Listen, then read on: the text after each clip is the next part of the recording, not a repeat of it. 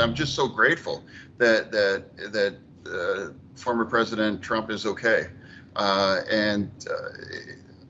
Again, being right there and seeing what's happened, it's something that we have to process on this. And I don't think politics or blame or that kinds of who or this or that. This is just needing for all of us to turn down any kind of the temperature and just be grateful that fewer kinds of people have lost their lives. And now we can't remember that all the kinds of countless events that are going to be part of this gigantic election, that we have to make sure that this can never happen again. I mean, I think first you let the investigation proceed, conclude, and then the Department of Justice, Secret Service, FBI need to be completely transparent. I mean, completely transparent. They haven't been so in the past, so that we can take a look at that and so the American people can have comfort that this has been fully investigated and we know exactly what happened here. We've learned that the shooter was 20 years old. He's from Western Pennsylvania. His name was Thomas Matthew Crooks. He was a registered Republican. He gave $15 to a Democratic-aligned group. Other than that, we don't know much more about him, those of us in the public. Do you know anything more? No, but one thing I do know, and this was one of my first reactions, when it happened so fast, I turned on the TV, the incident was over, you could see that President Trump was okay, we didn't know about the deceased person at the time.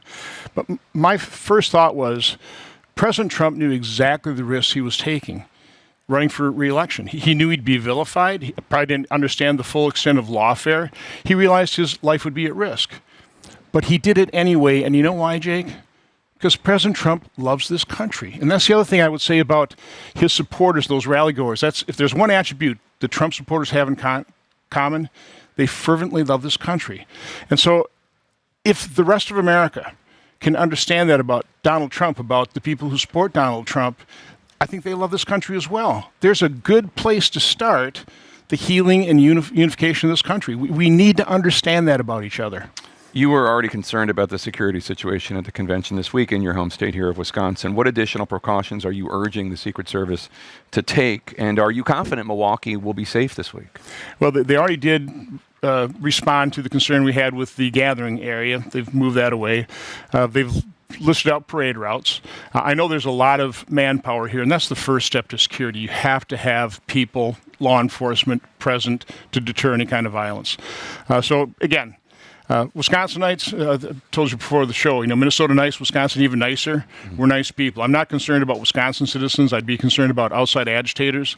But obviously, I think this is just going to heighten security, and it needs to be heightened.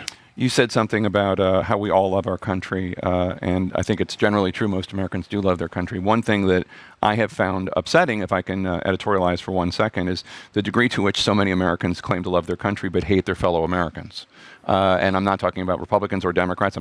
I see it everywhere, and I'm wondering if that's something that concerns you too. It does. That's what I said. The greatest threat to our nation right now is that we're horribly divided. But again, in general, we share the same goals. So, why are we so divided? Well, there are political figures, there are political groups. I would argue that's what identity politics is about. That's what critical race theory is about. So there are people who are purposely trying to divide us for political advantage. Resist it. Don't let them get away with it. And again, start talking to each other.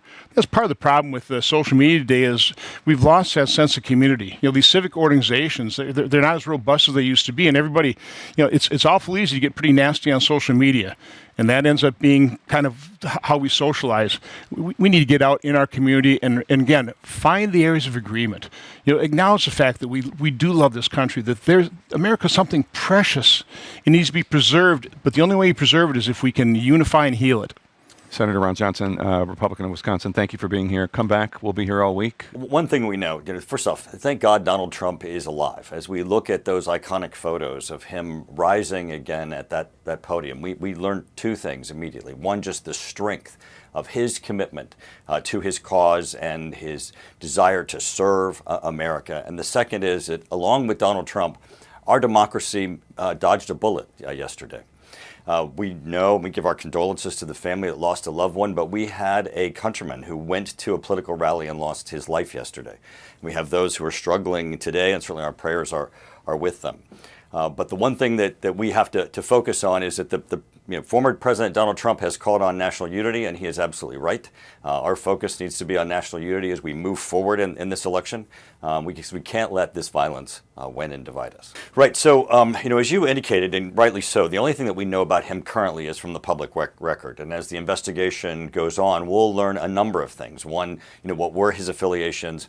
What activities were he involved in? What other individuals did he have contact with? Was there anyone else involved? How did he get on that roof? Was this something that he spontaneously planned, or was this something that he had a long-term plan? Are there others that were involved in that planning? But the other aspect, which you've indicated, is just the security failure that occurred that day. How is it that someone could get on a roof with a superior position, with a weapon, and attempt to assassinate former President Donald Trump? It's just unthinkable, unfathomable. We need to know, is this a protocol failure? Is this a resources issue? Or is this just a failure of those who were on site that day?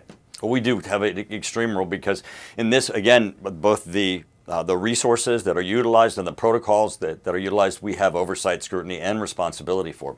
We got to see yesterday the most unbelievable commitment of the Secret Service to protect former President Donald Trump's life, and how they put their own lives at risk. But at the same time, we also saw the failure of the overall broader net that is supposed to provide protection for the president. The fact that we're hearing that people knew that there was a man on this roof with a gun, and we're trying to get police attention while the president was up at the podium, is just incredibly cause for concern. I think very frustrating for everyone, because we believe that our presidents and former presidents, our candidates for president, have the highest degree of protection, and something so simple seems to have been lost. Well, Jake, you and I have talked before about this. I am with Director Wray of the FBI, where he said we're at the highest threat level that we've had since 9/11. I believe that the threat is continuing. It's not just this one individual's assassin's attempt.